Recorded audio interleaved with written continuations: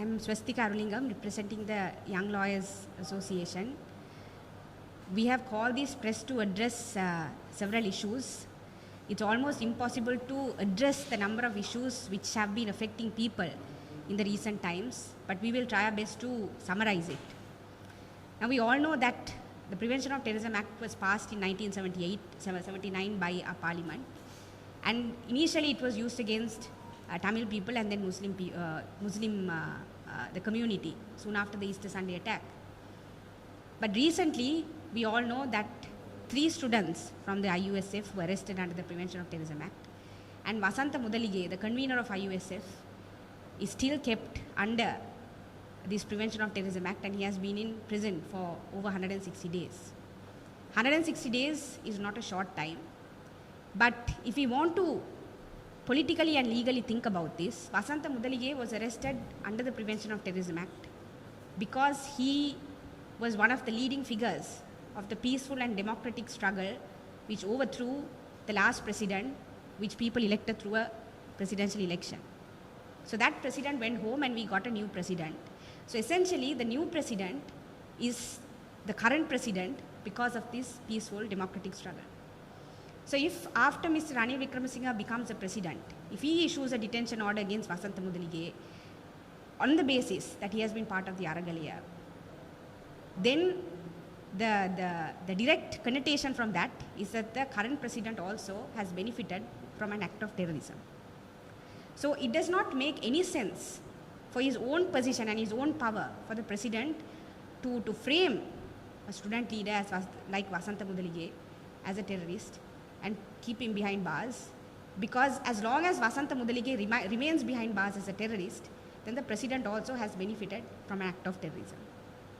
In connection to that, I also want to speak about the Attorney General's conduct. Now, as we know, the Attorney General's department is supposed to act in the interest of the country and interest of the people, particularly because, not for anything else, but particularly because the Attorney General departments, all of their staff salary is paid from the people's taxes.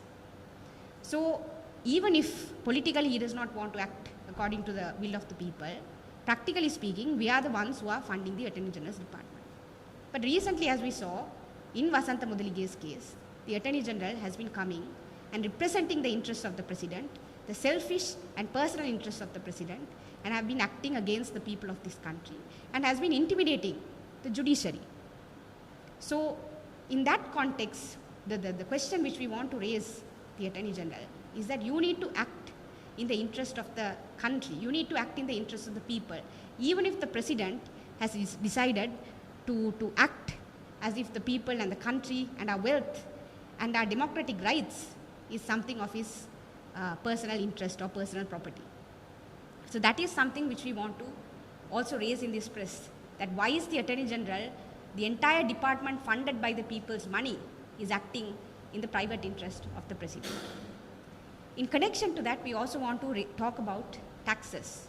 Now, recently we know several people, particularly in the professional classes as well as various income brackets, have been affected by income tax. And people have, from all sections of society, has been also affected by indirect taxes. And people have been protesting against this, and rightfully so. Because why are people paying taxes? If the government, the political sector, as well as the business sector, the export and income sector, have not shown any good faith in what they want to do out of people's tax monies. If you look at the last budget, the largest allocation in the budget goes to defense. We saw the recent rehabilitation of the Center for Rehabilitation being set up through this Bureau of Rehabilitation Act. So all of the money which we are paying as tax money is being used to oppress people and being used against us, including people like Vasantha Mudalige, to fund prison systems, to keep people like Vasantha Mudalige inside. So given the mala fides in which the government has been acting, why do you think people will come and pay income tax? So if you want people to act in the, if you want people to accept that they have to pay a certain percentage of income tax, if you want people to think of the larger good of the country, and if you want people to tighten their seat belts, then the political elite as well as the business elite of this country also should act in the national interest. And so far, as we have seen, including the celebration of the Independence Day with such large amounts of money being spent for that celebration, the government has not been acting in the public interest.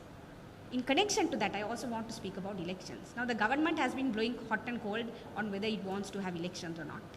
And recently, yesterday, one of the commissioners tendered a resignation. So what is the message which the state is giving to the people when you have an election coming up? When one day there is a news saying that on 9th of March we have an election, and the next day there is a election commissioner resigning. What is the message which the government is sending to the people? The government is saying that we are scared of the people. Because of our own undemocratic nature, because of the own selfish way in which we have been acting, we are scared of the people. So we are not sure whether we want to call for this election or not, because we know that the people will defeat us in an election. So as to the message which we want to give people is that continue to fight for democratic rights, continue to engage in politics, because what we see, whether it be taxes, whether it be what's happening with politics, whether it be the suppression and the oppression which the state is committing on us, it is political. So unless we continue to engage in political activism, and unless we continue to hold our elected representative accountable, they will continue to act in their own personal and selfish interest. Thank you.